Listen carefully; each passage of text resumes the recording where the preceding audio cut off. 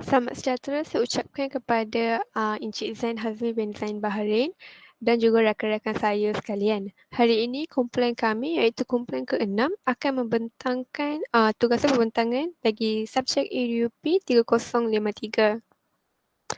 Kumpulan saya terdiri daripada saya sendiri, Shakti, Kok Wenwei dan juga Nur Fatini Zulkifli.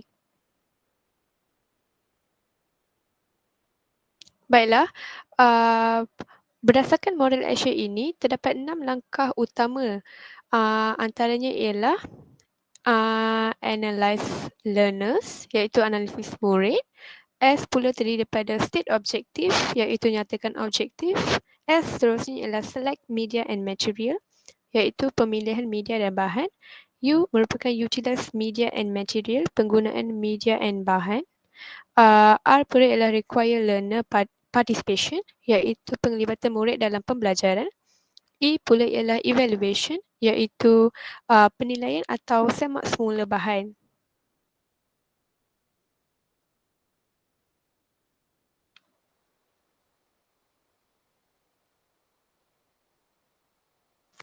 Baiklah, untuk analisis murid,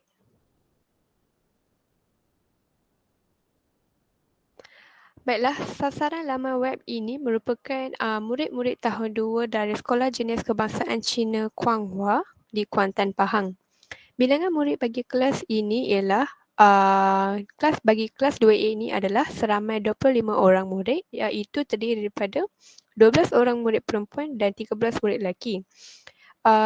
Kebanyakan kaum bagi murid kelas ini ialah murid yang berbangsa Cina. Laman web ini digunakan bersama-sama murid secara atas talian melalui aplikasi Google Meet. Kebanyakan murid-murid ini merupakan murid-murid yang berkemampuan, iaitu mereka sedia ada ataupun mempunyai peranti-peranti elektronik seperti komputer riba, telefon pintar dan sebagainya untuk digunakan bagi proses PDPR berjalan lancar. Semua murid ini telah memberikan kerjasama dalam memberi respon, menjawab lembaran soalan dan bersemangat untuk melakukan aktiviti bersama guru.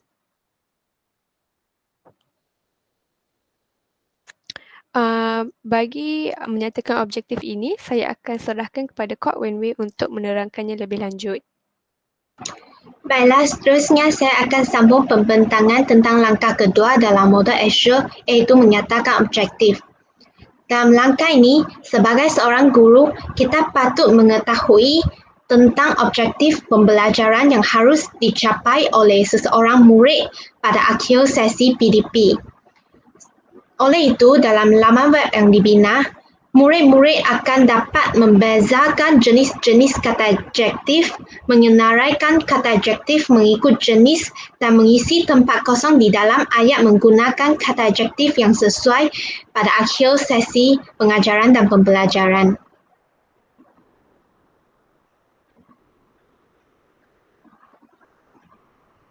Langkah yang ketiga dalam model Azure ialah pemilihan kaedah, media dan bahan.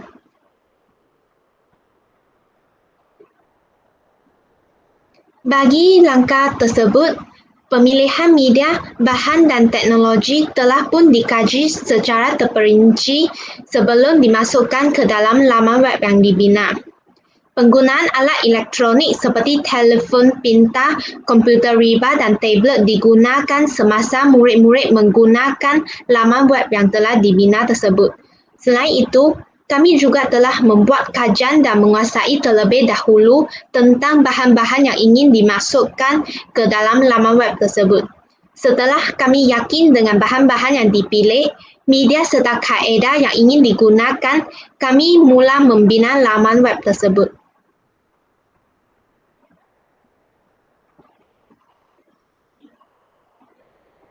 Bagi kaedah pengajaran, kaedah penerokaan telah pun digunakan dalam laman web tersebut di mana murid-murid akan meneroka sendiri kandungan laman web tersebut. Hal ini dikatakan demikian kerana laman web tersebut boleh digunakan pada bila-bila masa di mana-mana sahaja sekiranya murid-murid mempunyai capaian internet serta peranti elektronik seperti telefon pintar, komputer riba, tablet dan sebagainya.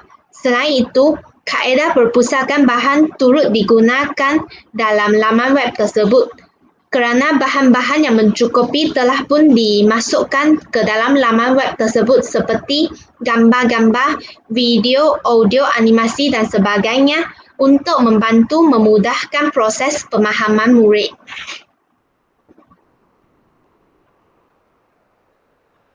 Seterusnya, bagi pemilihan media, komputer riba dan LCD projector, video kata adjektif, aplikasi permainan sambil belajar yang menekankan kaedah latih tubi iaitu word wall serta aplikasi kuis bagi membantu guru menilai tentang pencapaian seseorang murid iaitu word wall dan lembaran soalan telah digunakan dalam laman web tersebut.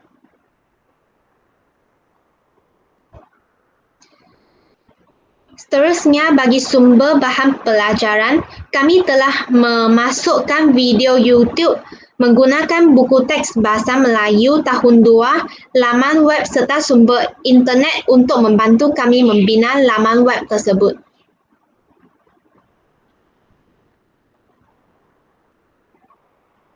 Seterusnya, langkah keempat ialah gunakan media dan bahan sumber.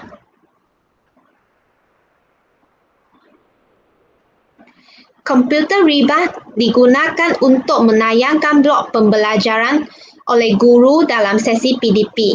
Pada set induksi, murid akan dipertontonkan dengan satu video pembelajaran yang berkaitan dengan kata adjektif untuk memberikan gambaran secara ringkas kepada mereka terlebih dahulu.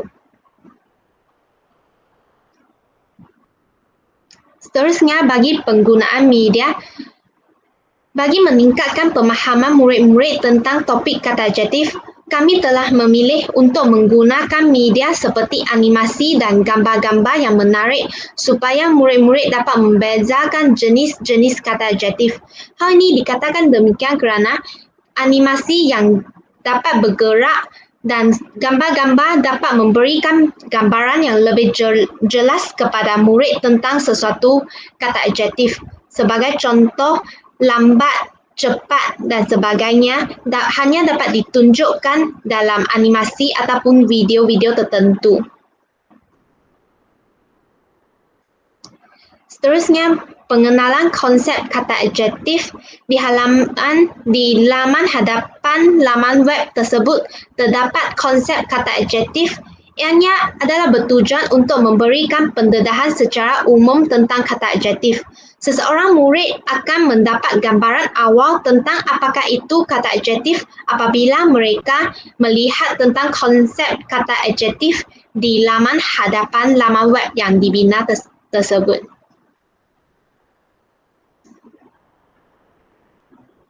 Seterusnya, saya akan serahkan kepada Fatini untuk sambung pembentangan. Baiklah, seterusnya ialah penggunaan ikon. Penggunaan ikon ni kita gunakan di dalam laman web pada setiap halaman di bahagian bawah laman web. Sebab apa? Supaya senang murid-murid untuk pergi ke halaman seterusnya. Dan saya juga sertakan arahan ringkas di bahagian bawah ikon tersebut sebab kita tahu murid-murid ni mereka kanak-kanak yang berusia bawah 12 tahun ke bawah.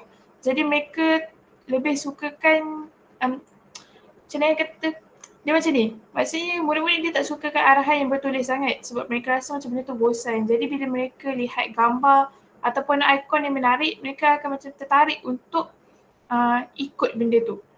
Dan arahan yang ringkas juga senang untuk murid-murid faham. Baiklah, seterusnya ialah penggunaan font. Penggunaan font ni juga penting dalam pembinaan laman web sebab apa? Sekiranya kita gunakan font yang bersaiz kecil ataupun font yang contohnya macam berangkai dan sebagainya tu, murid-murid dia susah nak melihat. Jadi kita pun gunalah saiz yang besar dan juga kita guna font jenis Shazalina di mana font ini memang disediakan khas untuk murid-murid membaca, mudah membaca sebab font ni dia memang sama dengan abjad yang diajar di sekolah. Jadi dalam masa yang sama murid-murid pun dia dapat menguasai penguasaan abjad. Baiklah, seterusnya ialah dorongan penglibatan murid. Okey, untuk kita jadikan proses pembelajaran ni lebih efektif, untuk supaya murid-murid ni lebih menguasai kata adjektif dengan mantap, jadi kita pun masukkan animasi tertentu yang berkaitan dengan kata adjektif. Okey, contohnya di dalam gambar rajah ni, sebenarnya ini ialah animasi bergerak yang mana contoh kita dapat lihat bel berwarna coklat ni dia sedang mengangkat berat. Jadi kat situ kita nak tunjukkan bahawa ianya kata adjektif sifat iaitu kuat. Seterusnya belon-belon yang berwarna-warni ni kita nak tunjuk kata adjektif warna. Jadi bila kita isi animasi di dalam laman web ini, murid-murid dia dapat bezakan, oh macam ni kata adjektif sifat, macam tu kata adjektif warna dan sebagainya. Dan kita juga masukkan contoh kata adjektif di bawah, contoh-contoh lain lah kata adjektif mengikut jenis dia supaya murid-murid tahu sebenarnya banyak lagi kata adjektif sifat tu. Baiklah, seterusnya latihan dan kuis juga kita masukkan di dalam laman web ini supaya murid-murid dapat mengukuhkan lagi kemahiran mereka dalam topik kata adjektif.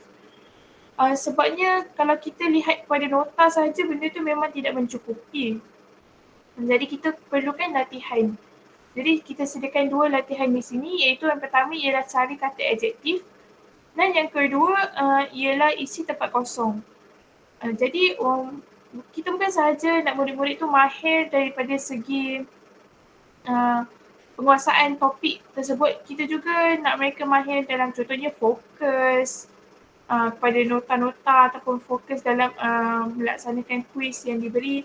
Kemudian kita juga mengadakan perbincangan selepas bermain aktiviti di word wall ini supaya murid-murid tahu di mana silap dan di mana kekurangan yang perlu mereka perbaiki lagi. Dan seterusnya kita akan bekalkan dengan ganjaran dan motivasi sebaik saja mereka menghabiskan aktiviti ini.